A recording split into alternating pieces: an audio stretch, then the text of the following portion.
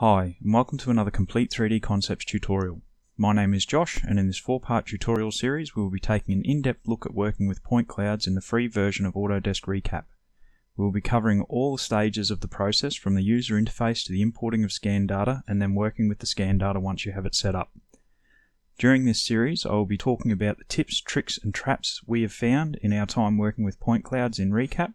In the last part of the series, we'll take a look at setting up a point cloud with the view to taking it into either Inventor or AutoCAD to work with. Due to the amount of information we will need to cover on this topic, I will be breaking this tutorial up into 4 episodes. You can subscribe to our channel to get notifications when we upload them, find them on our channel, or we will add links in the description below as they get posted. As this is part 2 in the series, you can click on this link on the screen now or the link in the description below to view part 1. In part 1, we covered the importance of keeping Recap up to date, the current process of downloading and installing the latest version, the way the professional and free versions work after being installed, the user interface on the home screen of Recap, the settings dialog box, the process of setting up and opening both RCP and RCS files, and the dangers of using the Save As. If you are revisiting this series to refresh your memory on something, each of the videos have some timestamps in the description below to allow you to jump to the topic changes if you need to.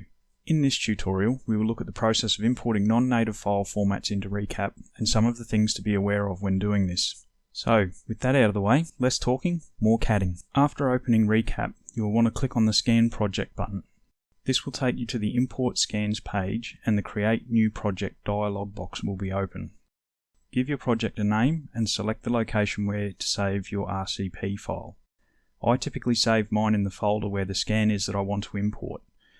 The next thing you will have to do is find your file or files to import. If you have a lot of files that make up one big scan, you can select the folder they are in instead of selecting them all individually. If you are going to do this, the files will need to have one common origin point for the entire scan project layout, otherwise they will come in on top of each other in a huge mess. I will just take this moment to say that if this is what you are getting, you will need to have the scans registered together and then re-exported by whoever did your scans.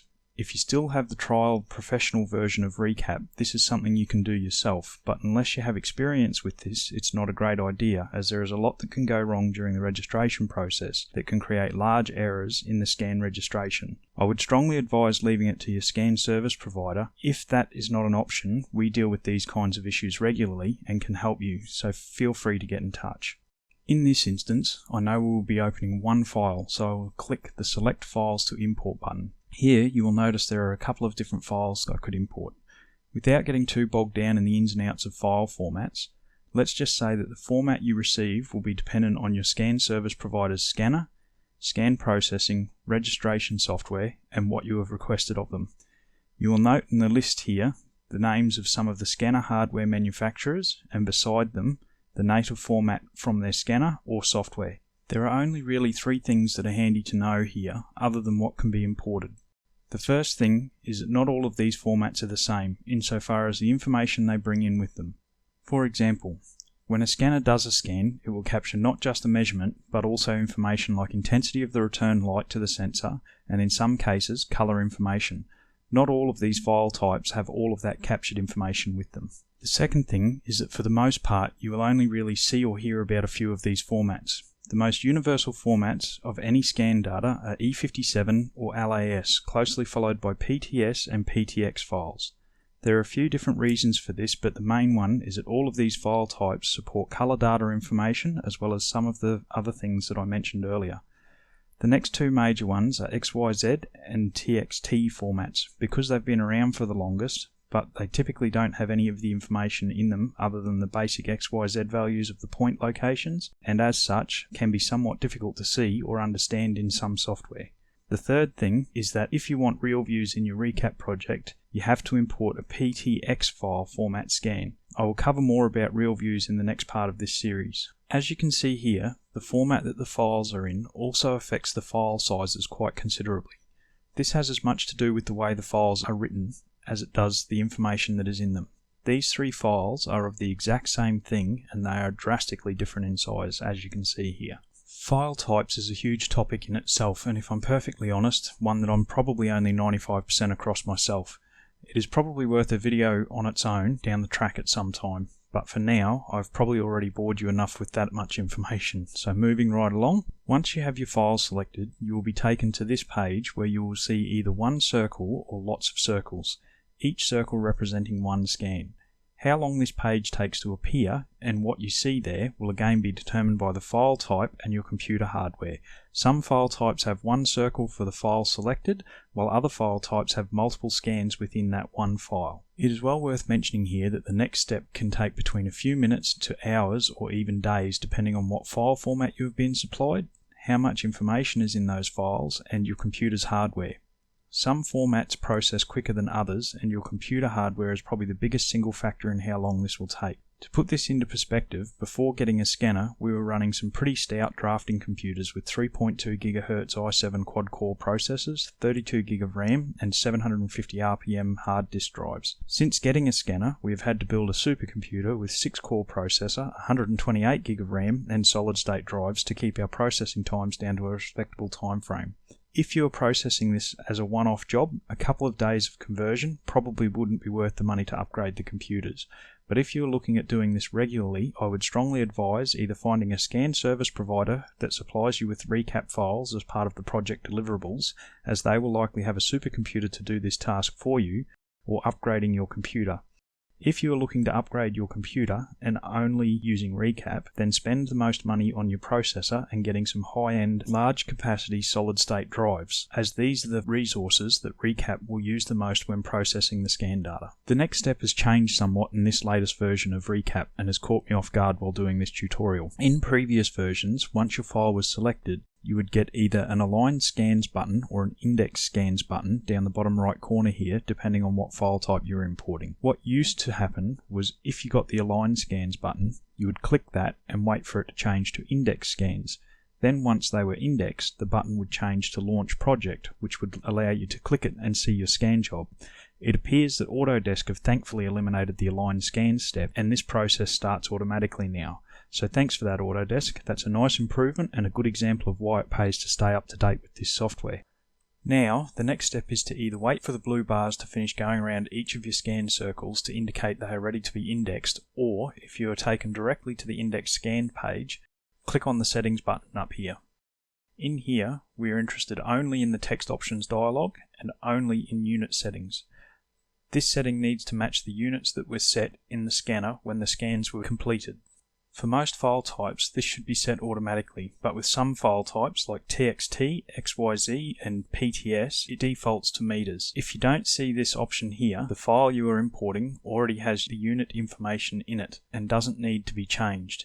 In our case, our scanner is always set to millimeters, so if for some reason you have a file that was supplied by us that is not native to Recap, make sure it is set to millimeters. While we are in here, I will quickly run through some of the other settings you might see here. But just know you should always import the file in its rawest form to make sure you are not changing critical information before re-importing with changed settings. Filtering will allow you to remove points based on intensity of the returned light to the sensor. This will only work if that information is in the file type you are importing and is mostly used for removing stray points or noise, as these typically return a low intensity setting. The lower the percentage here on the slider, the more points are removed. You should be careful when using this though, because scanners will sometimes return a low intensity reading of objects that you want to have in your scan because of their material type or surface finish. Also keep in mind that your scan service provider has likely removed most of the noise from the scan before sending it to you. In the advanced settings, you can opt to decimate your point cloud on import, which is basically where Recap uses a mathematical formula to remove points, evening out the spacing of the points in the point cloud. This is likely something that will have been done previous to you getting your scans though, so use this with caution as you don't want to remove important information. You can change the world coordinate system type, but this should only be changed if you know what you are doing with it. And the one that is likely the most useful to the widest audience is the ability to change the up axis.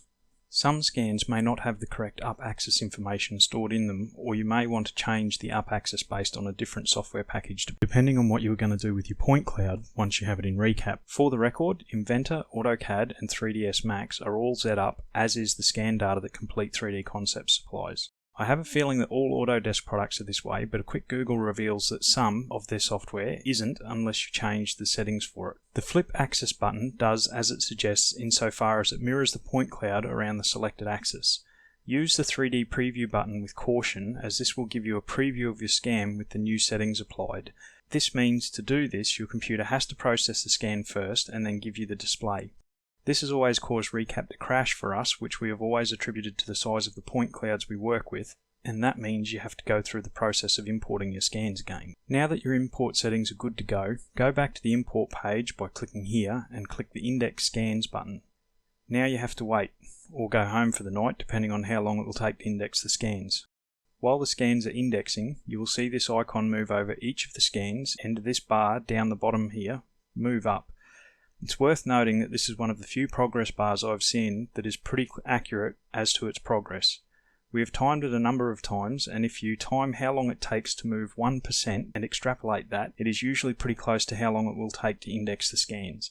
Once your scans are indexed, the bar will read 100% and you are able to click the Launch Project button. Now that you have an open and working RCP file, it is strongly advised that you do a save at this point to avoid any issues if Recap crashes for some reason. You can do that by hovering over the Home icon here and clicking the Save icon.